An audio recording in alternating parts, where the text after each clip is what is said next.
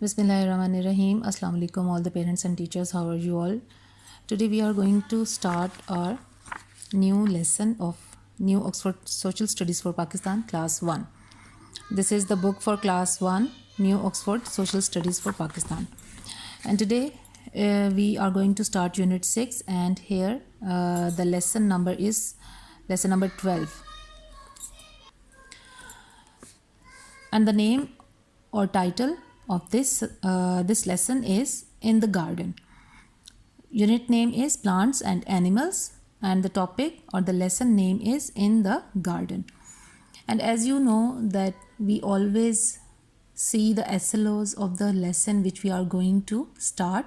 SLOs means the student learning outcomes, means after reading this lesson, the students will be able to learn some specific things, and we have to keep those things, those specific outcomes in our mind while teaching this lesson to the kids. जब हमने बच्चों को ये lesson पढ़ाना है और पढ़ाने के बाद वो कुछ चीज़ें सीखेंगे, और वो चीज़ें जो सीखेंगे, जो चीज़ें हमने उनको सिखानी है, वो हमारे जहन में सबसे पहले मौजूद होनी चाहिए एज अ टीचर. ओके, हमें पता होगा एज अ टीचर कि हमने अपने बच्चों को क्या सिखाना है, तो ही हम उसे अच्छे तरीके से बच्चों को सिखा पाएंगे. So here as you can see, you have to ask the students. आपने अपने बच्चों को क्लासरूम में जो आपके स्टूडेंट्स हैं उनको कहना है कि वो सबसे पहले अपनी बुक्स पर इस पिक्चर को देखें. What they can see in this picture. उनको इस पिक्चर में क्या नज़र आ रहा है. They can see that this is a garden and there are many plants and flowers and trees, and it is a very colorful picture, and Anam and Yasir are playing in the garden. Yasir and Anam like to play in the garden. Yasir और अनम को garden में यानी बाग में खेलना पसंद है. The garden is beautiful, as you can see in this picture that this garden is very beautiful, very colourful. ये garden या बाग बहुत खूबसूरत है. There are lots of colourful flowers, as you can see that there are lot of colourful flowers. They make the air smell sweet. इन flowers की वजह से क्या हो रहा है, पूरी जो हवा है वहाँ बाग की, वो बहुत ज़्यादा खुशबूदार हो गई है. स्वीट का क्या मतलब है, इसका मतलब मीठा नहीं है यहाँ पर, इसका मतलब है कि मीठी खुशबू यानी अच्छी खुशबू है. ठीक है.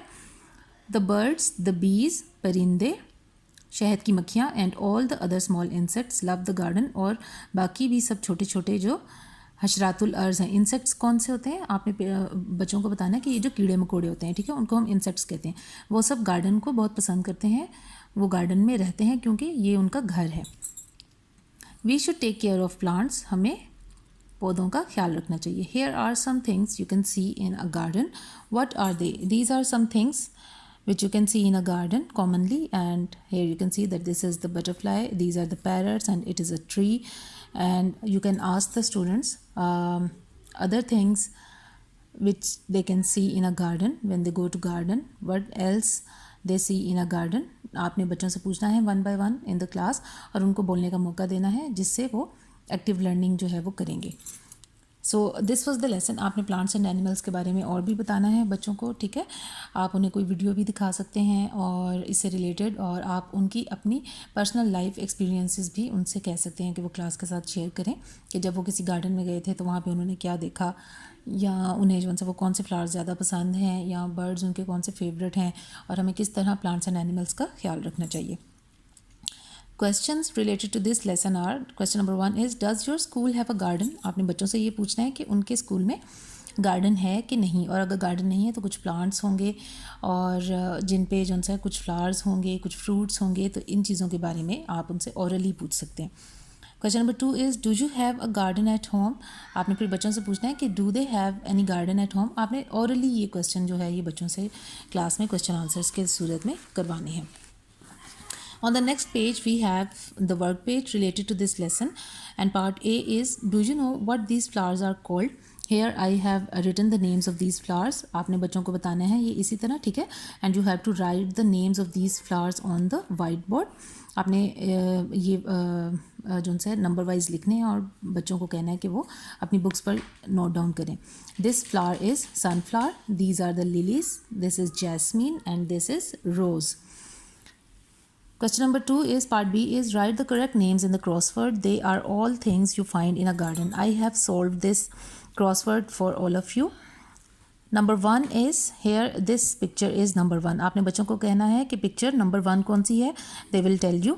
तो आपने कहना है कि आपने इसी तरह ये वाला क्रॉसवर्ड जो है अपने वाइट बोर्ड पर बनाना है और इसी तरह उसको फिल करना है और बच्चे अपनी बुक्स पे करेंगे। The name of picture number 1 is branch. मैंने यहाँ पे ये लिखा हुआ है, ठीक है, you can C from here.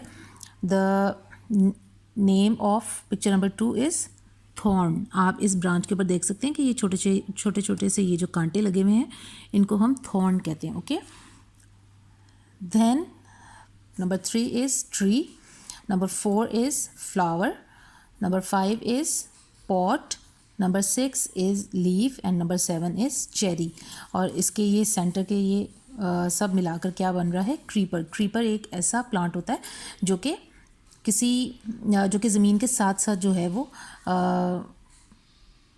Grow करता है, वो यानी कि उसकी एक स्टेम या वो नहीं होती, वो ज़मीन के साथ साथ ग्रो करता है, जैसे हम बेल कहते हैं, ठीक है, उसको हम क्रीपर कहते हैं। Things you can do: collect some things from a garden and bring them to class. Tell the class what they are. Draw pictures of some of them in your notebook. ये activity है जो आप class में अपने बच्चों से करवा सकते हैं। Use some of the leaves of flowers and berries you have collected to make patterns by gluing them onto paper. ये आप आर्ट एक्टिविटी करवा सकते हैं उन्हें। आप उनकी आर्ट की टीचर को कह सकते हैं कि वो ये करवाएं। तो ये था हमारा lesson number 12 in the garden, and this was its work page. So we have completed it. Till then, till the next video, take care. Allah Hafiz.